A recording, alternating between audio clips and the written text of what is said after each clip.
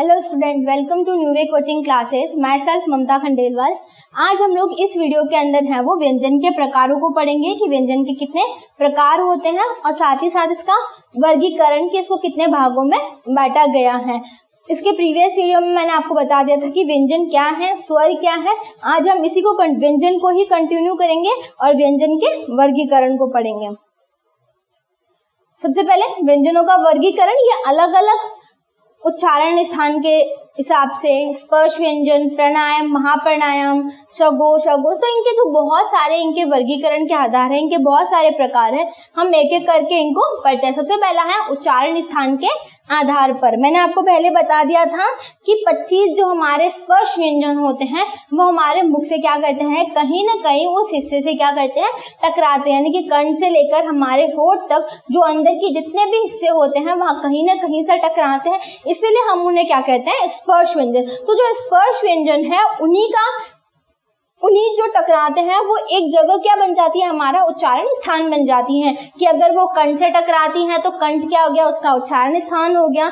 अगर वो हमारे तालु से टकराती हैं तो तालु क्या हो गया, उसका उच्चारण स्थान हो गया। अगर वो मूर्धा से टकराती है तो मूर्धा उसका उच्चारण स्थान हो गया। अगर वो जीवा और दांत से टकराती है तो उसका दंत जो है वो उसका उच्चारण स्थान हो गया। अगर वो होठों से टकराती है तो ओष्ठी उसका उच्चारण स्थान हो गया। तो ये उच्चारण स्थान है, इनको हम पढ़ेंगे कि कौन सा वर्ण कौन से उच्चारण स्थान से है वो निकलता है। ध्वनि के उच्चारण में श्वास वायु महत्वपूर्ण भूमिका निभाता है। ये तो हमने पढ़ लिया है कि हमारे अंदर से जो ध्वनि निकलती है, जो वायु निकलती है, एक तरीके की जो हवा होती है, वो अंदर से निकलने में और वो जहाँ पे भी टकराती है, और वो वायु हमारे लिए बहुत इंपॉर्टेंट होती है क्योंकि उस वायु से ही क्या होता है, हमारे वर्णों का निर्माण होता है। वो वायु हमारे क्या करती है, कहीं ना कहीं टकराती है और उसी टकराने से या उसी वायु से हमारे वर्णों से क्या करता है, उसका बनना होता है। यह श्वास नलिकाओं के मार्ग से होती हुई निकलती हैं और जीवा से संबंध स्थापित करती हैं। ये क्या करती हैं, हमारे जो अंदर जो हम श्वास लेते हैं, छोड़ते हैं, तो वहीं हमारे अंदर से जो हमारे फेफड़े होते हैं वहीं से निकलती हैं और जीवा से क्या करती हैं, संपर्क करती है। जीवा क्या करती है, हमारे अलग अलग भागों से टकराती हैं और टकराने के कारण इनका उच्चारण स्थान क्या हो जाता है, चेंज हो जाता है, बदल जाता है। कि कहीं वो कंठ से अगर तालु से टकरा रही है, मूर्धा से टकरा रही है, दंत से टकरा रही है, ओस से टकरा रही है, तो उसका उच्चारण स्थान भी क्या हो जाएगा, चेंज हो जाएगा। जीवा से संबंध स्थापित करके मुख के भिन्न भिन्न भागों से क्या करती है, टकराती। कौन कौन से भाग, कर्ण, तालु, मूर्धा, दंत, ओष्ठ इत्यादि से क्या करती हैं, टकराती हैं, जिससे क्या होती है, एक ध्वनि उत्पन्न होती है। ऐसे भी अगर हम कहीं पे भी कोई भी चीज को फेंकेंगे, दो चीजें आपस में टकराएगी तो उससे कोई ना कोई ध्वनि निकलना संभावित है। तो ये जगह से टकरा कर क्या करती हैं, एक ध्वनि उत्पन्न करती हैं और इसी ध्वनि को हमने क्या किया है, वर्णों में डाला है कि ये ध्वनि निकलती है तो इस वर्ण को हम क बोलते हैं, इसको ख बोलते हैं, इसको ग बोलते हैं। तो अलग अलग हमारे अंदर से निकलने वाली ध्वनियों को हमने वर्ण का एक नाम दे दिया है। जो ध्वनि मुख के जिस भाग से टकराती है उस वर्ण का उच्चारण स्थान हो जाता है। अब उच्चारण स्थान है तो हमारे जो वर्ण होते हैं वो क्या, वर्णों को हम उच्चारण स्थान के नाम से कैसे जानते हैं कि जो ध्वनि हमारे अंदर से निकली वो हमारे किसी न किसी भाग से टकराई, यानी कि हमारे तालु से टकराई तो हमने उसको तालव्य वर्ण बोल दिया। अगर वो मूर्धा से टकराई तो उसको हमने मूर्धन्य बोल दिया। अगर वो हमारे दांत से टकराई तो उसको हमने दंतस्थीय वर्ण बोल दिया। अगर वो हमारे होठों से टकराई तो उसको हमने ओष्ठ्य बोल दिया। तो इसी तरीके से उसका उच्चारण स्थान क्या होता है, बन जाता है। तो आपको याद रखना है, मुख से हमारे अंदर से निकलती हुई, यानी कि जो ध्वनि ये जो वायु हमारे अंदर से निकलती हैं वो हमारे मुख के जिस भी भाग से टकराती हैं वो उसका क्या बन जाता है, उच्चारण स्थान बन जाता है। इसको हमने क्या किया है, 9 वर्गों में डिवाइड किया। यानी कि हमारे जो उच्चारण स्थान है वो कितने हैं, 9 उच्चारण स्थान है। अब ये कौन कौन से उच्चारण स्थान है वो हम आगे पढ़ेंगे, पर आपको याद रखना है कि हमारे उच्चारण स्थान कितने हैं, 9 है। अब कौन कौन से हैं, अब पहला उच्चारण स्थान है वो है कंठ। यानी कि हम अगर यहाँ से अंदर की जो श्वास स्टार्ट करते हैं तो पहला क्या आता है, हमारा कंठ आता है, यानी कि हमारा गला आता है। अब हमारे कंठ से कौन कौन से वर्ण टकराते हुए निकलते हैं बाहर, तो ऐसे वर्णों को हम क्या बोलते हैं, कंठीय वर्ण बोलते हैं। तो अब कंठीय वर्ण कौन कौन से हैं, हमारा पूरा क वर्ग बोलते ही आपको 5 वर्ण क्या करना है, उसमें शामिल कर देना है। तो पूरा क वर्ग हमारे कहाँ से होता है, कंठ से, यानी कि कंठ से बोले जाने के कारण इन्हें क्या कहते हैं, कंठीय कहते हैं। अब कौन कौन से वर्ण है? क, ख, ग, घ और न। ये पांचों वर्ण यानी कि क वर्ग पूरा किसमें आता है? आपके कंठीय के अंदर आता है। तो याद रखना है क वर्ग का कौन सा उच्चारण स्थान है? वो है कंठीय। सेकंड है तालव्य, यानी कि कंठ के बाद में हमारा नेक्स्ट जो हमारे मुख का जो भाग जो स्थान है वो कौन सा है? तालु, जिसको उसके उच्चारण स्थान को हम क्या बोलते हैं? तालव्य। यानी कि तालु से बोले जाने के कारण इन्हें जो वर्ण होते हैं उन्हें हम क्या कहते हैं? तालव्य वर्ण। अब तालव्य वर्ण कौन सा है? तो पूरा हमारा जो च वर्ग है उसको हम क्या कहते हैं? तालव्य वर्ग। अब ये तो मैं आपको पूरे वर्ग के बारे में बता दूं, फिर आपको हो सकता है कि कोई पूछे कि म का उच्चारण स्थान कौन सा है, क का उच्चारण स्थान कौन सा है, च का उच्चारण स्थान कौन सा है। तो फिर आपको इसमें से पता करना पड़ेगा। आपको पूरा मतलब ये पता होना चाहिए कि कौन सा वर्ग है वो, कि कौन से वर्ण में कौन सा जो वर्ण है वो कौन से वर्ग में आता है और वो वर्ग का पूरा उच्चारण स्थान कौन सा है। तो आप एक पर्टिकुलर वर्ण के बारे में भी अच्छे से बता सकते हो कि ये जो वर्ण है वो उसका उच्चारण स्थान कौन सा रहता है। तो च वर्ग यानी कि च, छ, ज, झ और न, ये जो है पांचों, ये किसमें आते हैं? तालव्य वर्ण में। आप याद रखना च, झ, ज, झ और न, जो ये है पांचों किसमें आते हैं? तालव्य वर्ण में। और इनका जो उच्चारण स्थान है वो कौन सा हो गया? तालव्य हो गया। फिर है मूर्धन्य, यानी कि ऐसे वर्ण जो क्या करते हैं? मूर्धा, जिनका उच्चारण स्थान क्या है? मूर्धा से टकराते हैं, ऐसे वर्णों को हम क्या बोलते हैं? मूर्धन्य वर्ण। तो मूर्धन्य वर्ण कौन कौन से हैं? त वर्ग पूरा और श, ये वाला जो श होता है षटकोण वाला, ये किस में आता है? मूर्धा के अंदर आता है। तो आपको ट वर्ग पूरा याद रखना है। ट वर्ग के साथ में ये जो षटकोण वाला जो श है उसको भी आपको याद रखना है। इसका उच्चारण स्थान कौन सा है? तो मूर्धन्य इसका उच्चारण स्थान है, यानी कि मूर्धा से बोले जाने के कारण इन वर्णों को हम क्या कहते हैं? मूर्धन्य वर्ण कहते हैं। तो पूरा ट वर्ग यानी कि ट, ठ, ड, ढ, न और श, ये पांचों किस में आते हैं? मूर्धन्य में आते हैं। फिर है दंत्य वर्ण, यानी कि ऐसे वर्ण जो क्या होते हैं? हमारी जो जीवा होती है वो दांत से टकराती है। अगर आपको लगता है कि नहीं ये वर्ण किसी और जगह से आते हैं तो आप इनको प्रोनाउंस करके उच्चारण करके भी देख सकते हो। यानी कि ये जो त, थ, द मैं बोलती हुई भी आपको लगेगा कि मेरी जीवा क्या कर रही है? दांतों पर टकरा रही है। तो उसे हमें आसानी से पता चल जाता है कि ये पूरा का पूरा द वर्ग है। जो दंत्य वर्ण है, त जो पूरा वर्ग है वो किसमें आता है? दंत्य वर्ण के अंदर, यानी कि हमारे दांतों से टकराने के कारण इसका उच्चारण स्थान कौन सा हो जाता है? दंत्य। तो कौन कौन से हैं? त, थ, द, ध और न, ये पांचों वर्ण यानी कि त पूरा वर्ग किसमें आता है? दंत्य वर्ण में। इसके बाद में है ओष्ठ, यानी कि होठों से, यानी कि हमारी जो जीवा होती है वो क्या करती है? हमारे होठों से टकराती है, हमारे ओष्ठ से टकराती है, इसीलिए ऐसे वर्णों को हम क्या बोलते हैं? ओष्ठीय वर्ण बोलते हैं। अब कौन सा? पूरा जो आपका प वर्ग होता है वो किसमें आता है? ओष्ठीय वर्ण में, यानी कि प, फ, ब, भ और म, ये पांचों वर्ण है वो किसमें आते हैं? ओष्ठीय के अंदर। इनका उच्चारण स्थान कौन सा है? ओष्ठ। 6th है नासिक्य।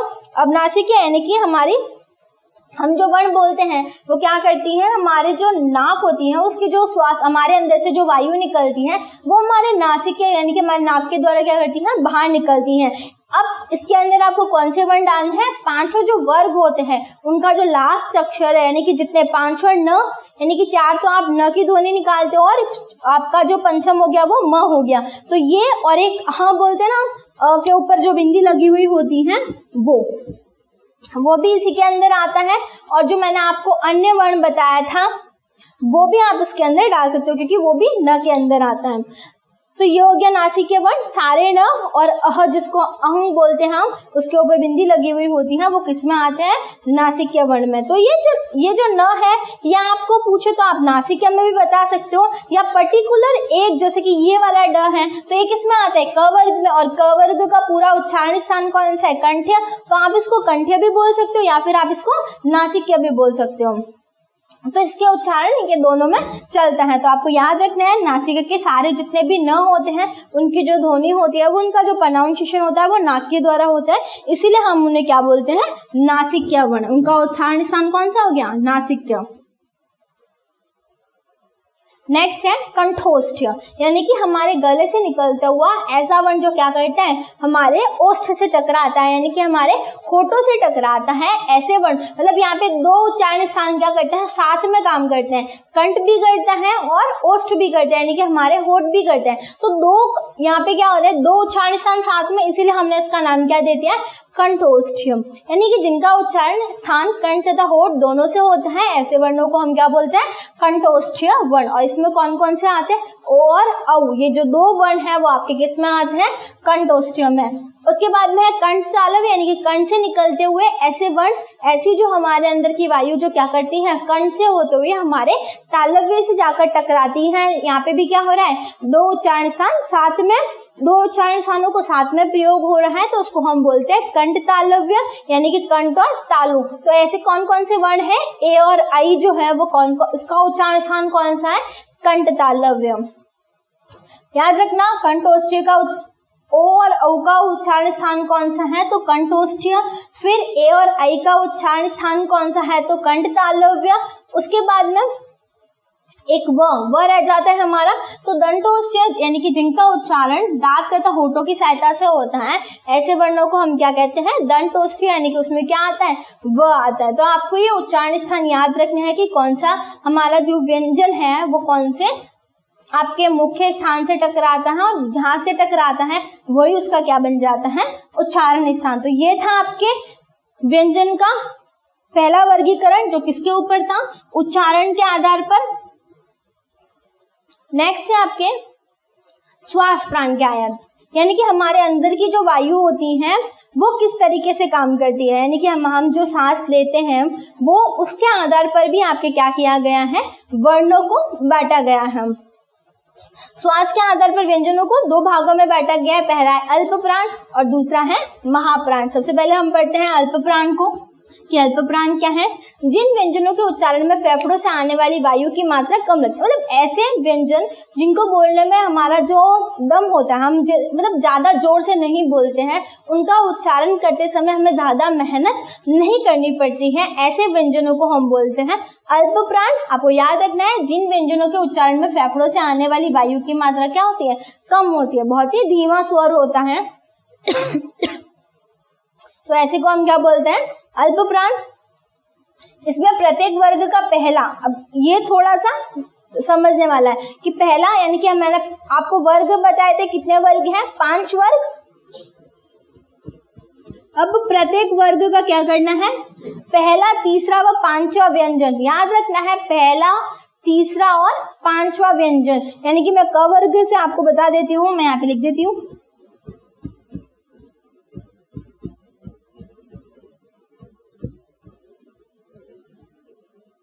ठीक है।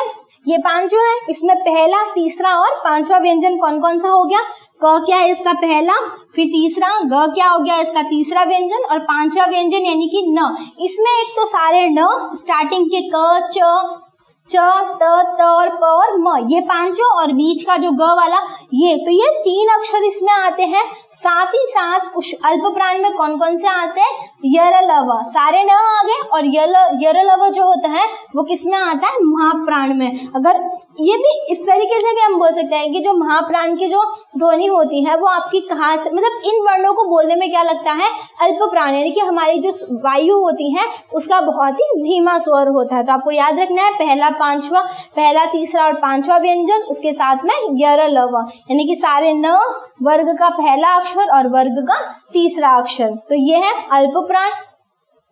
उसके बाद में है महाप्राण, ये श्वास के आधार पर है, जिन व्यंजनों के उच्चारण में फेफड़ों से निकलने वाली श्वास वायु की मात्रा अधिक होती है। अब इसमें कम है तो इसमें क्या हो गई, अधिक, यानी कि जिनको बोलते समय हमारे अंदर से जो वायु निकलती है वो बहुत ही तेज होती है, महसूस उसको हम बाहर की तरफ क्या कर सकते हैं, उसको महसूस कर सकते हैं। अगर आप यहाँ पे रखकर हाथ को बोलोगे तो यहाँ पे टच होगा, तो वो कौन से हैं, महाप्राण, जिनके अंदर क्या लगती है, वायु बहुत ही ज्यादा लगती है।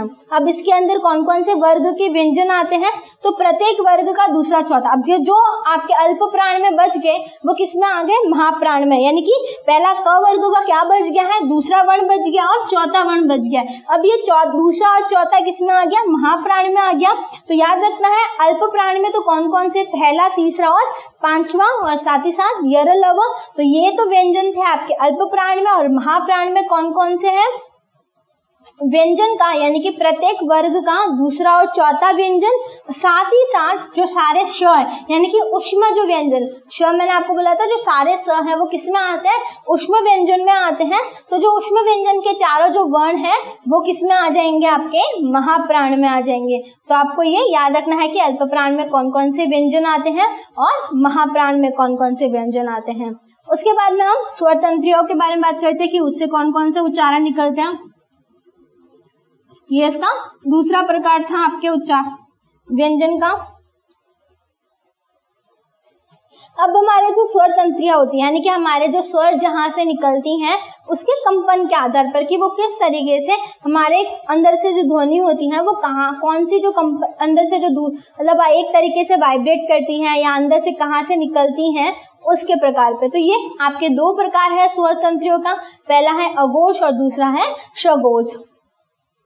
पहला हम लोग पढ़ देते हैं अघोष को कि अघोष क्या है? जिन ध्वनियों के उच्चारण में स्वर तंत्रियों में कंपन नहीं होता, यानी कि जितने भी मैंने आपको अंदर के जो पार्ट बताया है कि जहाँ से हमारा उच्चारण स्थान होता है, हमारे अंदर से श्वास लेते समय कहीं पे भी कोई भी वर्ण क्या करता है? कंपन नहीं करता है, वाइब्रेट नहीं करता है। तो ऐसे वर्णों को हम क्या बोलते हैं? ऐसी ध्वनियों को हम क्या बोलते हैं? अघोष। अब अघोष में कौन कौन से आपके आते हैं?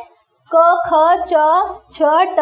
मतलब ये जो आपके प्रत्येक जो वर्ग है उसका पहला दूसरा अक्षर होता है वो किस में आते हैं?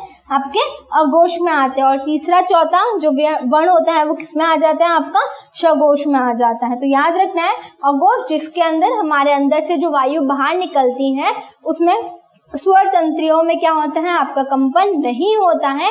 ऐसे व्यंजनों को, ऐसे उच्चारण को हम क्या बोलते हैं? अघोष बोलते हैं। और अघोष में कौन कौन से व्यंजन आते हैं? क, ख, च, झ, ट, ठ आता है इसमें। और सघोष जिन ध्वनियों के उच्चारण में स्वर तंत्रियों में क्या होता है? कंपन होता है, यानी कि हमारे बोलने के जितने भी उच्चारण स्थान है वहां पे कंपन होता है, वाइब्रेट होता है। तो ऐसे वर्णों को हम क्या बोलते हैं? सघोष वर्ण। तो अब सघोष वर्ण कौन से? प्रत्येक वर्ग का तीसरा और चौथा जो होता है वो किस में आता है? आपका तीसरा, चौथा और पांचवा जो होता है वो किस में आता है? आपका सघोष में आता है। तो पहला दूसरा तो किस में हो गया? अघोष में हो गया। फिर बचे कौन से? तीसरा, चौथा और पांचवा, वो किस में आ गया? आपके सघोष में। यहाँ पे क ख ग न लिखा हुआ है, झ न लिखा हुआ है। तो ये हो गया आपके अघोष और सघोष। तो ये थे आपके अलग अलग वर्गीकरण कि किस तरीके से हमारे व्यंजनों को हमने हमारे अंदर से जो, ये सीधी सी बात है कि हमारे अंदर से जो वायु निकलती है, हमारे अंदर से जो हवा निकलती है वो किस तरीके से काम करती हैं और किस तरीके से हमारे वर्णों की जो बनावट होती है, एक तरीके से क्या ध्वनि है वर्णों की। कोई हम क बोलती हूँ सॉरी, जो क बोला जाता है उसमें मैं क बोलूंगी, ये तो आपको पता है कि क का फॉर्मेशन ऐसा है, क की बनावट ऐसी है। अगर आपको पता ही नहीं हो कि पहले से कि क की बनावट कैसी है और मैं मुख से बोलूं कि क, तो आपको मेरे मुख से तो निकलता हुआ नहीं दिखेगा। तो ये हम उच्चारण से हमें क्या करते हैं? पता चलता है। और हमने लिपि द्वारा क्या करते हैं? इसको एक भाषा का रूप दे दिया, वर्णों को हमने भाषा बना दी है। तो ये है आपका कि हमारे वर्गीकरण। एक बार वापस मैं आपको रिवाइज करके बता देती हूँ कि क्या क्या पढ़ा है हमने। पहला पढ़ा है हमने उच्चारण स्थान के आधार पर, यानी कि हमारे 9 उच्चारण स्थान है और कौन सा उच्चारण से हमारा कौन सा वर्ण निकलता है वो उसका क्या बन जाता है? उच्चारण स्थान। तो वर्गीकरण का पहला जो प्रकार है वो कौन सा है? उच्चारण स्थान के आधार पर। और कितने उच्चारण स्थान है? 9 उच्चारण स्थान है। ये मैंने आपको उच्चारण स्थान बता दिए, कंठ, तालव्य, मूर्धन्य, दंत्य और ओष्ठ और नासिका 6। तो ये साथ ही साथ फिर है कंठोष्ठ्य, दंथोष्ठ्य और कंठ तालव्य 3 और है, यानी कि 9 कितने हैं? हमारे जो उच्चारण स्थान है वो 9 है, जहाँ से अलग अलग उच्चारण स्थान हमारे जो वर्ण होते हैं उनका उच्चारण हमारे अलग अलग उच्चारण स्थान से होता है। उसके बाद में था आपका श्वास, यानी कि हम जो वायु अंदर लेते हैं बाहर निकालते हैं उसके प्रकार से कि हमारे जो श्वास प्राण है, यानी कि हमारी वायु जो अंदर से होती है वो कितनी मात्रा में ज्यादा लगती है, कम लगती है। तो इसके कितने प्रकार है? 2 है। पहला है अल्प प्राण, जिसमें वायु की मात्रा कितनी लगती है? कम लगती है। पता मतलब बाहर निकलते हुए इतनी हवा हमें बाहर की तरफ महसूस नहीं होती है। तो ये अल्प प्राण। महाप्राण, जिसमें वायु क्या लगती है? अधिक मात्रा में लगती हैं तो वो हमारा महाप्राण। अल्प प्राण में हमारे प्रत्येक वर्ग का पहला, तीसरा और पंचम वर्ण, साथ ही साथ यर लव 4 ये, और उसमें पहला, तीसरा और पांचवा आपको याद रखना है अल्प प्राण में। फिर महाप्राण में प्रत्येक वर्ग का दूसरा और चौथा, साथ ही साथ जो उष्म व्यंजन है यानी कि सारे के सारे श और ह, ये किसमें आते हैं आपके महाप्राण में। तो ये था श्वास प्राण के आधार पर। उसके बाद में हमारे अंदर का जो वाइब्रेशन यानी कि कंपन जो होता है स्वर तंत्रों में, उसके आधार पर, तो स्वर तंत्रों में जो हमारा कंपन होता है उसके आधार पर कितने भागों में बांटा गया है इसको, 2 अघोष और सघोष। अघोष के अंदर, इसके अंदर कौन कौन से वर्ण हो गए आपके, क मतलब पहला दूसरा जो वर्ण होता है वो आपके अघोष में आता है, और तीसरा चौथा और जो पांचवा जो वर्ण आता है वो किस में आता है आपके सघोष में। बस इसमें भी इतना ही है, अघोष में कंपन नहीं होता है और सघोष में क्या होता है, कंपन होता है। तो यहाँ पे आपके व्यंजन का क्या हो गया, वर्गीकरण कंप्लीट हो गया। यहाँ पे आपका वर्गीकरण पूरा होता है। मैंने आपको पूरा वर्ण विचार बता दिया है कि वर्णों का एक एक फॉर्मेशन के हमारे वर्ण कहाँ से बनते हैं और किस तरीके से स्वर काम करते हैं और व्यंजन काम करते हैं। अब इसमें एक छोटा सा टॉपिक आपका और रह गया है जो है वर्ण विच्छेद, यानी कि जो आप शब्द बनाते हो उनके टुकड़े कैसे किए जाते हैं और आप कैसे पता लगा सकते हो पढ़ते वक्त कि इसमें किसकी ध्वनि है वो हमारे आती है। उसको पढ़ाते वक्त मैं आपको कुछ क्वेश्चन सीरीज भी दूंगी, आपको कुछ क्वेश्चन भी क्या करने हैं, सॉल्व करने हैं। तो मैंने आपको ये दोनों पढ़ा दिया, स्वर और व्यंजन आपको क्या करना है, इन्हें अच्छे से पढ़ना है। नेक्स्ट वीडियो में मैं आपके लिए इसके क्वेश्चन आंसर्स भी हैं वो लेके आऊंगी। Thank you.